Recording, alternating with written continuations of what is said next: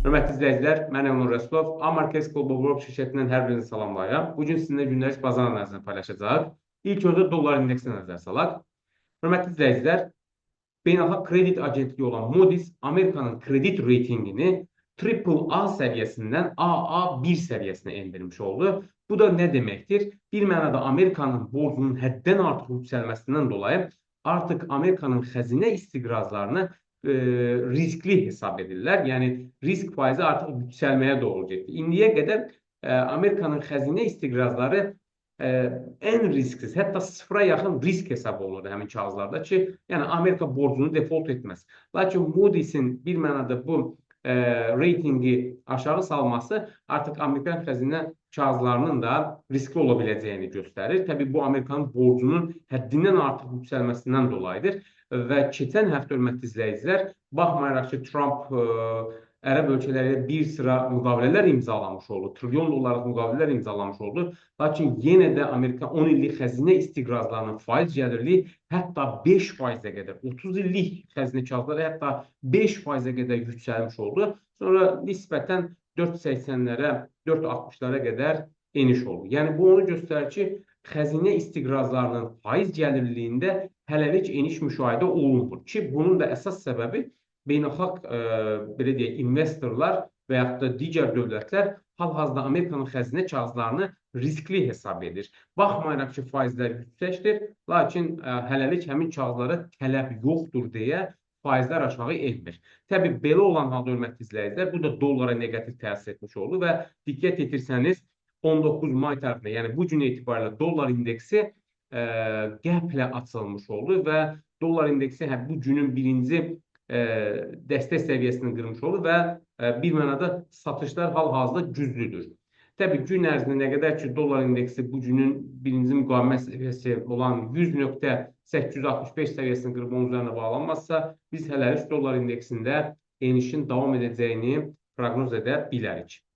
Hörmətli izləyicilər, bir digər maliyyətimiz avrodur. Təbii, avro bir mənada son həftələrdə aşağı yönlü korreksiyaya başlamışdı. Lakin dollar indeksinin həddindən artıq ucuzlaşmasından dolayı və eyni zamanda Moody's Beynəlxalq Kredit Agentliyinin Amerikanın kredit reytingini aşağı salmasından dolayı bu bir mənada həm Avropa istiqrazlarına tələbi artırmış olur və dolayı yolla da avroya tələbi artırmış olur ki, bu da avronun bahalanmasına səbəb olur, hörmətli izləyicilər. Və diqqət etirsəniz, avro-dollar valyuta cütlüyü də bu gün bir mənada qəplə açılıb 19 may və bu günün birinci müqavimət səviyyəsi olan 1.12130 səviyyəsini qırıb.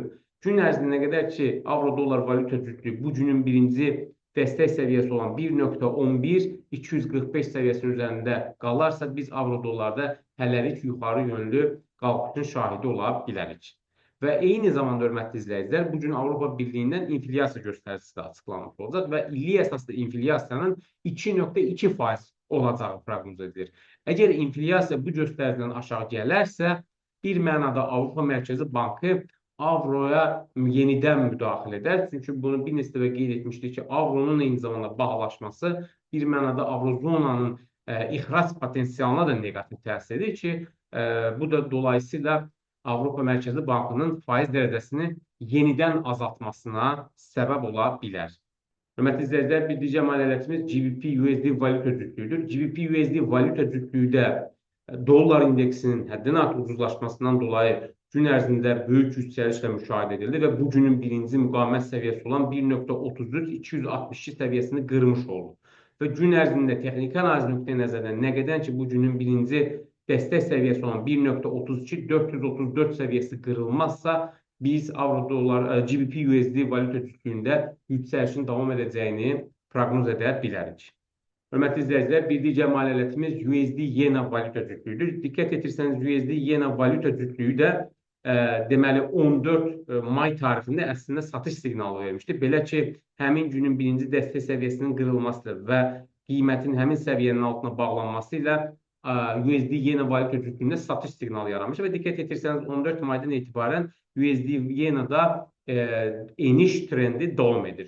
Gün ərzində nə qədər ki, USD-Yena valyuta cütlüyü bu günün birinci müqavimət səviyyəsi olan 1.188 səviyyəsini qırıb onun üzərində bağlanmazsa, biz USD yenə valyuta cütlüyündə enişin davam edəcəyini proqnoz edə bilərik. Hörmətli izləyicilər, bir digər maliyetimiz qızıldır. Diqqət etirsəniz, qızılda da 15 mayda alış siqnalı yaranmışdı. Belə ki, həmin günün birinci müqavimət səviyyəsinin qırılması ilə və qızılın qiymətinin həmin səviyyənin üzərində bağlanması da əslində qızılda alış siqnalı yaranmışdı və qızıl əslində 16 mayda da həmin günün birinci dəstək səviyyəsini test etdi, lakin onu qıra bilmədi və yenidən yüksəlişə başladı. Hörmətli izləyicilər, qızılın qiyməti nə qədər ki, bu günün birinci dəstək səviyyəsi olan 3154 dollar səviyyəsinin qırıb onun altına bağlanmazsa, biz qızılda yüksəliş trendinin yenidən bərpa olunacağını və qızılın yenidən yüksəliş trendinə qayıdacağını proqnoz edirik. Hörmətli izləyicilər, bir digər maliyyətimiz S&P 500 indeksinin futuresidir. Bildiyimiz kimi S&P 500 indeksi aprel ayında olan enişlərini yəni may ayında yenidən kəskin şəkildə yuxarı yönlü korreksiya etmiş oldu. Təbii bunun başlıca səbəbi Trumpın tarif siyasətindən geri çəkilməsi, Çinlə yenidən razılaşmaya getməsi, İngiltərə ilə ticarət müqaviləsi imzalaması və digər dövlətlərlə də eyni zamanda yenidən ticarət sözləşmələri əldə edəcəyinə dair gözləntilər var idi ki, bu da həracində traderların daha aşağıdan alma, daha ucuza alma belə deyək, istəyindən dolayı səhəm bazarında kəskin yüksəliş baş vermiş oldu və bir mənada öz itkilərini S&P 500 indeksi korreksiya etmiş oldu. Lakin hörmətli izləyicilər, diqqət yetirsəniz, Amerikan xəzinə istiqrazlarının faiz gəlirliyi hələ də yüksəkdir. Hətta 4,55% arasındadır. Təbii, belə olan halda investorlar adətən öz vəsaitlərini Amerikan xəzinə istiqrazlarına yönəldir. Çünki həmin istiqrazların faiz gəliri həm yüksəkdir, həm də onların riski aşağıdır. Və xəzinə istiqrazlarının faiz gəlirliyi ilə S&P 500 indeksinin arasında, bir mənada səhəm bazar arasında tərs mütənasiblik var. Yəni, biri yüksələndə biri düşməlidir, biri yüksələndə digəri düşməlidir. Lakin buna baxmayaraq, həm S&P 500 indeksi yüksəlir, həm də ki, Amerikan xəzinə istiqrazlarının faiz gəlirliyi yüksəlir. Təbii, bu korrelyasiyanın pozulduğunu göstərir və belə olan halda biz səhəm bazarında olan yüksəlişin müvəqqəti olacağını gözləyirik, hörmətli izləyicilər. Çünki bir mənada səhəm bazarı ucuzlaşmalıdır ki, buradakı vəsaitlər bir mənada Amerikan xəzinə istiqrazlarına yönəlmiş olsun. Və bundan dolayı, hörmətli izləyicilər, biz səhəm bazarında olan yüksəlişi kövrək hesab edirik və S&P 500 indeksi yenidən eniş trendinə qayıda bilər. Təbii, burada ən böyük problem hal-hazırda Amerikanın borc problemidir və faiz gəlirlərini, yəni xəzinə bondlarının faiz gəlirlərini necə aşağı salacaqlarına dair hələ ki, Trump administrasiyasının açıq bir, belə deyək, siyasəti yoxdur. Güman olunur ki, bir mənada Trump administrasiyası digər dövlətlərə tarif siyasəti ilə təzyiq etmək istəyir və yaxud da fərqli metodlarla təzyiq edərək həmin dövlətlərin, belə deyək, yatırımlarını Amerikan xəzinə istiqrazlarına yönəldə bilər ki, oradakı faizlər azalsın. Bununla bağlı qeyd etdiyimiz kimi hələlik açıq bir yanaşma yoxdur. Lakin istiqraz faizlərinin bu qədər yüksək olması, Amerikanın borc səviyyəsinin bu qədər yüksək olması həqiqətən beynəlxalq maliyyə sisteminin çox kövrək olduğunu göstərir və bir yanlış həm səhəm bazarında, həm də istiqraz bazarında böyük çöküşlərə səbəb ola bilər.